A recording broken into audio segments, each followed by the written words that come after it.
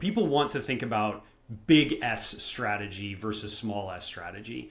And what I mean by that is, with big S strategy, you're talking about, what are the goals of the organization, and what are the large, huge products that we're going to launch into market, those sorts of things. Those are big S strategy things. But the reality is that most people don't have an opportunity to have those types of conversations, but we can still be very strategic in the way that we think on a day-to-day basis. Zach, I see this with you every day. Like, I think you're very strategic in the way that you approach your role and approach the work that you do on a day-to-day basis. How do you think about kind of big S strategy versus small S, or strategic thinking versus strategic doing?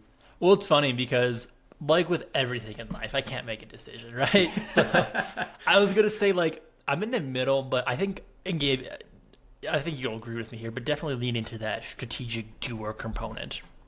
I loved that term. So that was a term that came up in the podcast that I mentioned earlier, that Marketing Against the Grain podcast, is Wes mentioned the idea of a strategic doer.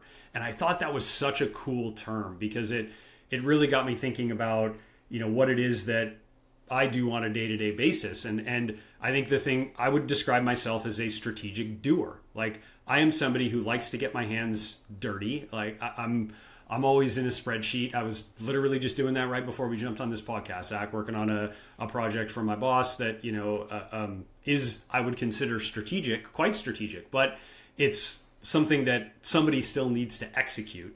And I think you're in that same boat where you're doing a lot of that work on a day-to-day basis too, where it's, yes, it's doing, but it's strategic doing in the ways that you're helping your customers, your clients, the organization overall. Am I thinking about that kind of through the right lens and how you think about the work that you do on a day-to-day basis? I would say 100%. I always tell people everything I do is strategic, right? I won't do something just to do something.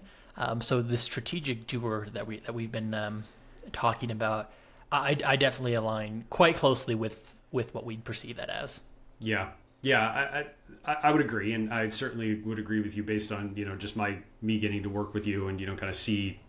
Obviously we don't work as closely together on a day-to-day basis. I was going to say, I don't know if we've clarified this, but we're not even on the same team. Like, we're not even like the same organization at this company, right? So it's not like I pass you in the hall and we can talk about the latest team meeting. We're in like totally separate. I don't want to say like totally separate silos. We're not in silos here. No. But we're in totally separate projects, really. Or even that might be a stretch too. We don't have the same day-to-day conversations.